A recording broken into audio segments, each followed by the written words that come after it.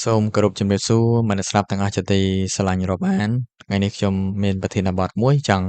យកមកជជែកជាការជជែកជាការវិភាគប៉ុន្តែយើងវិភាគស្រាលទូទៅធម្មតាណាជាលក្ខណៈបុគ្គលសាមញ្ញទូទៅទេមិនមែនជាអ្នកវិភាគបែបស៊ីជម្រៅអីវែងឆ្ងាយអីទេណាព្រោះយើងដោយសារមនុស្សម្នាក់ៗគាត់មានគំនិតអញ្ចឹងខ្ញុំក៏មានគំនិតអ្នកដទៃក៏មានគំនិតអញ្ចឹងគំនិតខ្ញុំក៏ខ្ញុំអាចលើកឡើងបានគំនិតអ្នកដទៃក៏អ្នកដទៃអាចលើកឡើងយកមកជជែកបានដែរ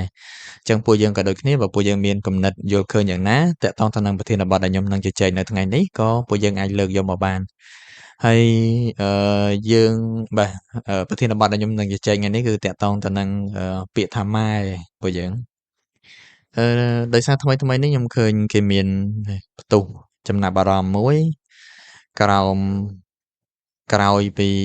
តារាសម្ដែងជើងចាស់បាទគាត់ដូចជាឈ្មោះថាច័ន្ទតារាទីប៉ុន្តែខ្លាចរកខ្ញុំច្រឡំខ្ញុំចាំខុសអីអាហ្នឹងអធិស្ឋានបងណាប៉ុន្តែគេប្រតិកម្មដោយសារតែគាត់បានលើកឡើងពាក្យមួយគាត់ថានៅក្នុងមានគេហៅគាត់ថាម៉ែអញ្ចឹងណាហើយនៅពេលដែលគេហៅគាត់ថាម៉ែគាត់អត់សប្បាយចិត្តទេគាត់អត់សប្បាយចិត្តទី1ទី2គាត់ប្រតិកម្មជួនកាលគាត់និយាយដល់ថាខ្ញុំទៅយកឪអ្នកឯងពីកាលអីជាដើមអញ្ចឹងណាគាត់និយាយប៉ុន្តែដោយសារគាត់និយាយឃ្លាទាំងអស់ហ្នឹងមកប៉ុន្តែពួកយើងអាចទៅស្ដាប់បន្ថែមដើម្បីស្វែងយល់ទៅតើ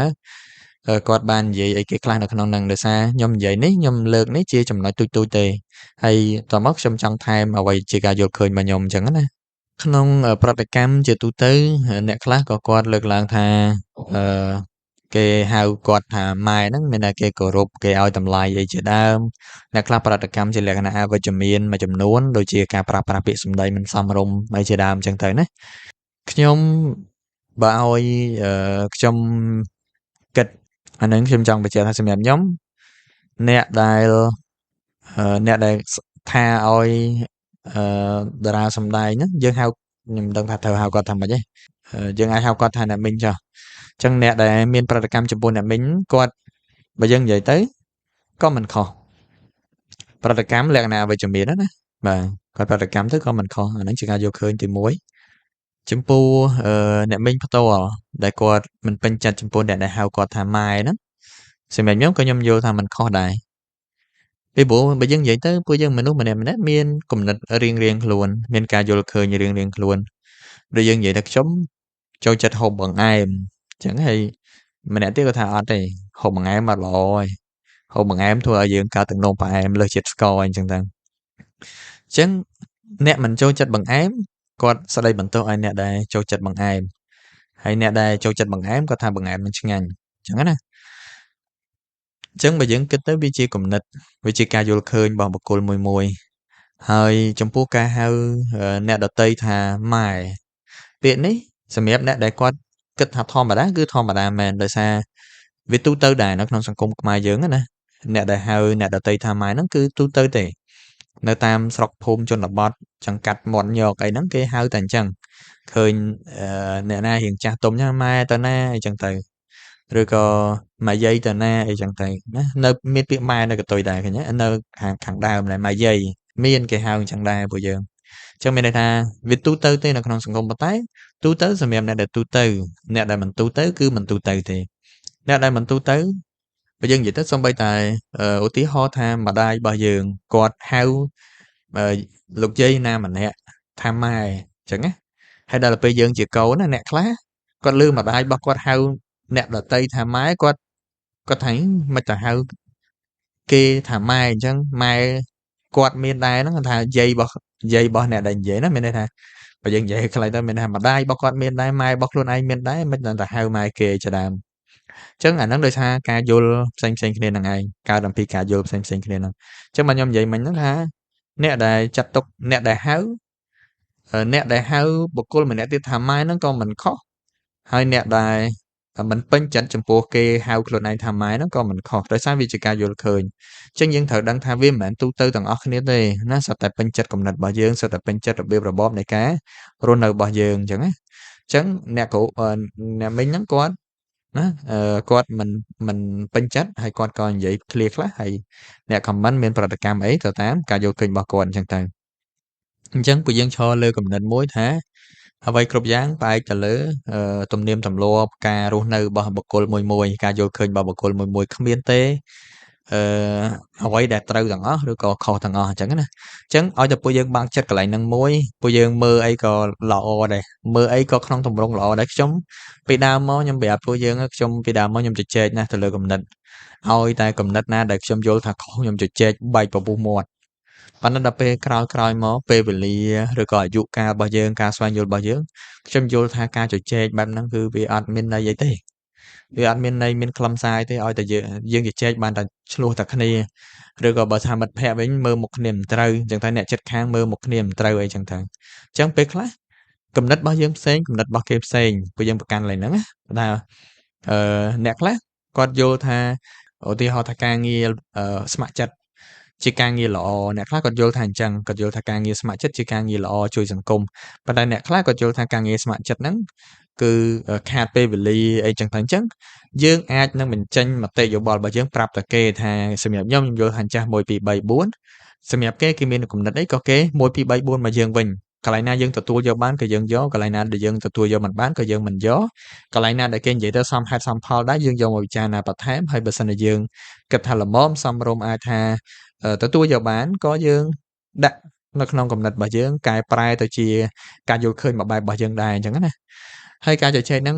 ខ្ញុំនិយាយ2ចំណុចខ្ញុំនិយាយ2រឿងរបស់យើងចំណុចទី1គឺខ្ញុំនេះតូបកាហ្វេនេះនៅមុខផ្ទះខ្ញុំនេះដំបូងនិយាយគ្នារៀងធម្មតាណាបើយើងហើយដល់ពេលមកស្ទុះឡើងលេងលឺទៅបន្ទាប់ពេលលឺទៅយ៉ាងម៉េចទៅជេរបចោលគ្នាណា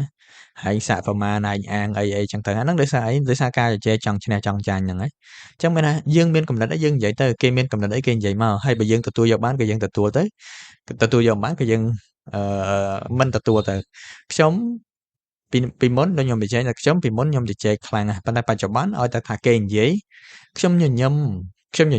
មិនមែនខ្ញុំញញឹមហើយខ្ញុំទទួលយកកំណត់របស់គេតែម្ដងតែខ្ញុំញញឹមហើយគឺខ្ញុំយកកំណត់ហ្នឹងមកពិចារណាពេលដែលខ្ញុំដឹងថាកំណត់ហ្នឹងខុសខ្ញុំមិនថាគេខុសហើយប៉ុន្តែកំណត់ហ្នឹងគឺខុសពីកំណត់ខ្ញុំហើយខ្ញុំពិចារណាយ៉ាងណាក៏ខ្ញុំនៅតែមិនអាចទទួលយកគឺខ្ញុំអត់ទទួលតែប៉ុណ្្នឹងឯងអត់មានទៅតវ៉ាថាអ្នកឯងត្រូវតាមខ្ញុំមិនតាមអ្នកឯងទេអត់ទេមិញខ្ញុំនិយាយប្រាប់គ្នាយើងថារឿងគេជជែកគ្នាតូកាហ្វេចុះឡើងឆ្លោះគ្នាជេរគ្នាប្រាវអញ្ចឹងទៅមួយទៀតមិនដឹងថាគ្នាយើងជាអ្នកមើលបដាល់អត់ទេណាប៉ុន្តែខ្ញុំជាអ្នកមើលបដាល់ខ្ញុំចូលបាទវាជានិស័យខ្ញុំពីក្មេងមកខ្ញុំចូលចិត្តមើលបដាល់តាំងពីក្មេងមកហើយថ្មីនេះគេមានគូគេរៀបគូកងគូពិសេសមួយគឺគូពេជ្រសម្បត្តិហើយនឹងសុកធីគូពីរហ្នឹងឥឡូវនេះគេកំពុងតែតាមដានអញ្ចឹងណាសម្រាប់វិស័យបដាល់ហ្នឹងតែខ្ញុំអាចនិយាយថាគូកនិងគូខពួកយើងដឹងមានរឿងអីកើតឡើងទេនៅតាមបណ្ដាញសង្គមសម្រាប់វិស័យបដាល់ហ្នឹងគឺ fan ទាំងសងខាងហ្នឹងជជែកគ្នា fan ទាំងសងខាងហ្នឹងឆ្លោះគ្នា fan ទាំងសងខាងហ្នឹងឌឺដងគ្នាចុះឡើងសម្រាប់អ្នកដែលគេប្រកួតគេមិនជាបញ្ហាអីទេប៉ុន្តែយើងនេះអ្នកនៅក្រោមនេះអីក៏ជជែកគ្នាតឹងសរសៃកអីចឹងទៅជជែកចេញវីដេអូឆ្លើយឆ្លងគ្នាទៅមកវាជាងគេអាអ្នកបដាល់ផ្ទាល់នោះទៅទៀតអញ្ចឹងណាអាហ្នឹងកើតឡើងដោយសារអីកើតឡើងដោយសារតែកាន់ចំហរៀងខ្លួនហើយជជែកគ្នាលក្ខណៈថាឲ្យគេតាមខ្លួនឯងអញ្ចឹងណាខ្ញុំមានសិទ្ធិស្រឡាញ់ខាងនេះប៉ុន្តែខ្ញុំក៏មានសិទ្ធិមិនស្រឡាញ់ខាងនោះអ្នកមានសិទ្ធិមិនស្រឡាញ់ខាងខ្ញុំប៉ុន្តែអ្នកក៏មិនមានសិទ្ធិរុញឲ្យខ្ញុំទៅស្រឡាញ់ខាងអ្នកអញ្ចឹងណាអាហ្នឹងយើងត្រូវគិតទៅលើគំនិតរបស់យើងបើយើងនិយាយទៅការយល់ឃើញអញ្ចឹងដូចខ្ញុំនិយាយរឿងមុនហ្នឹងអញ្ចឹងថាពាក្យថាម៉ែអីហ្នឹងអ្នកខ្លះគាត់ថាអ្នកមីងគ្រាន់តែគេហៅថាម៉ែក៏ប្រកាន់ដែរអញ្ចឹងទៅអញ្ចឹងដោយសារគាត់មានចំហរបស់គាត់មានការយល់ឃើញរបស់គាត់ហើយគាត់និយាយថាហេតុផលរបស់គាត់សមរម្យទទួលយកបានសម្រាប់ខ្ញុំឧទាហរណ៍គាត់ថាពាក្យម៉ែហ្នឹងឧទាហរណ៍គាត់ខ្លាចគេច្រឡំថាម៉ែយ៉ែមណាម៉ែយ៉ែមយើងដឹងហើយគេចង់សំដៅទៅលើយើងនិយាយឲ្យគាត់ស្រាប់ថាមេបនអញ្ចឹងណាគាត់ថាអញ្ចឹងគាត់ថាអាហ្នឹងទី1ទី2ហៅម៉ែវាដូចជាយើងហ្នឹងវាតំណជាលក្ខណៈសាច់ឈាមអីជាដើមអញ្ចឹងក៏ជាហេតុផលរបស់គាត់បន្តដែរហើយមួយទៀតយើងមិនអាចគាត់គិតថាខ្មែរយើងមានគេហៅងារផ្សេងគ្នាដាក់ឲ្យតែមានគ្រប់ទាំងអស់តាំងពីអាយុក្មេងជាងម្ដាយយើងហៅថាម៉េចបើស្រីហៅថាមីងបើប្រុសហៅថាពូអាយុច្រើនជាងម្ដាយយើងបើប្រុសហៅថាអ៊ំប្រុស ឬក៏យើងហៅថាអ៊ំឬក៏យើងហៅថាធំខ្មែរយើងមានពាក្យធំដែរឪពុកមីដែរអញ្ចឹងណាឬក៏បើស្រីហៅថាអ៊ំដែរឬក៏អ៊ំស្រីអញ្ចឹងទៅអញ្ចឹងមានន័យថាគាត់ចង់លើកអស់ហ្នឹងមកបើអាយុរៀងច្រើនយើងមើលទៅរៀងចំណាស់យើងអាចហៅយាយហៅតាបើសិនជាចាស់ជាងហ្នឹងទៀតហៅអីផ្សេងទៀតអញ្ចឹងឬក៏ក្មេងជាងហៅក្មួយប្រុសក្មួយហ្នឹងចង់ថាគាត់ចង់ថាខ្មែរយើងមានពាក្យសម្រាប់ហៅត្រឹមត្រូវឬក៏គ្រប់លក្ខខណ្ឌទាំងអស់បានអញ្ចឹងណាអញ្ចឹងហេតុអីមិនយកមកហៅអញ្ចឹងទៅអាហ្នឹងក៏ជាហេតុផលរបស់គាត់ដែរអញ្ចឹងណាអញ្ចឹងអាហ្នឹងការយល់ឃើញរបស់គាត់អ្នកផ្សេងគាត់ថាទេតំណែងត្រឡប់ខ្មែរយើងតែអញ្ចឹងអ្នកណាក៏គាត់ហៅថាម៉ែបានដែរអញ្ចឹងណាអញ្ចឹងហ្នឹងចំណុចមួយទៀតខ្ញុំឃើញអ្នក comment នៅក្នុងអ្នកដែលគាត់គាំទ្រសម្ដីរបស់អ្នកមិញណាគាត់ comment ថាអញ្ចឹងគាត់ថាម្ដាយមានគុណមានតែមួយឯងសម្រាប់ពួកគាត់ហាមាត់ហៅអ្នកដទៃអត់បានទេគាត់ហាមាត់ហៅអត់ចេញណាអាហ្នឹងក៏ជាការយល់ឃើញដែរអញ្ចឹងពួកយើងត្រូវបែងចែកឲ្យដាច់រវាងគំនិតហើយបើកចិត្តឲ្យទូលាយពេលនោះយើងនឹងមានអារម្មណ៍ថាផ្សេងគឺអ្នកណាជជែកអីក៏យើងទទួលដែរប៉ុន្តែយើងទទួលគិតហើយបានយើងសម្រេចចិត្តថាយើងទទួលយកដាក់ក្នុងខ្លួនឬក៏អត់បើសិនជាយើងទទួលយកដោយមិនគិតអានឹងផ្សេងជាទូទៅខ្ញុំលើកទឹកចិត្តខ្ញុំនិយាយហ្នឹងគឺទទួលយកឲ្យមកគិតអញ្ចឹងមានឲ្យតែគេនិយាយដូចខ្ញុំនិយាយហ្នឹងសម្រាប់ខ្ញុំបច្ចុប្បន្នអាចថាជជែកជាលក្ខណៈគំនិតអីហ្នឹងគឺខ្ញុំញញឹមគេនិយាយអីក៏ខ្ញុំញញឹមដែរខ្ញុំញញឹមខ្ញុំគិតខ្ញុំកន្លែងណាដែលខ្ញុំទទួលយកបានខ្ញុំទទួលយកកន្លែងណាទទួលយកមិនបានខ្ញុំអាចបញ្ចេញមតិយោបល់របស់ខ្ញុំប៉ុន្តែខ្ញុំអត់រំពឹងឬក៏ខ្ញុំអត់គិតថាឲ្យគេហ្នឹងយកគំនិតរបស់ខ្ញុំទេគឺខ្ញុំគ្រាន់តែនិយាយអ្វីការយកឃើញរបស់ខ្ញុំហើយបើសិនជានិយាយទៅឲ្យគេភ្លាមហ្នឹង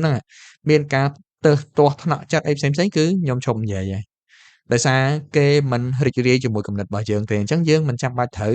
និយាយទៀតទេយើងគ្រាន់តែស្ដាប់គេទៅហើយបើសិនជាយើងយល់ថាការស្ដាប់ហ្នឹងมันមានប្រយោជន៍ទេក៏យើងដើរចេញទៅអាហ្នឹងវាមានអញ្ចឹងពេលហ្នឹងហើយដែលធ្វើឲ្យយើងរកភាពគេហៅក្តីសុខសម្រាប់ខ្លួនឯងបានអញ្ចឹងណាអញ្ចឹងវាគ្រាន់តែជាការយកឃើញរបស់ខ្ញុំទេព្រោះយើងវាជាការចូលរួមចំណែកមួយហើយខ្ញុំឃើញរឿងហ្នឹងទៅក៏ខ្ញុំចេះចង់ធ្វើវីដេអូលេងៗខ្លីៗជជែកលេងជាមួយគ្នាយើងអញ្ចឹងណាខុសត្រូវទើសទាស់កន្លែងណាក៏ពួកយើងអាចមានការឆ្លើយឆ្លងអីជាមួយខ្ញុំបានតាមរយៈ comment ខាងក្រោមណាអញ្ចឹងខ្ញុំបញ្ចប់វីដេអូនៅប៉ុណ្ណឹងហើយយើងចាំជួបជជែកគ្នានៅវីដេអូក្រោយអរគុណ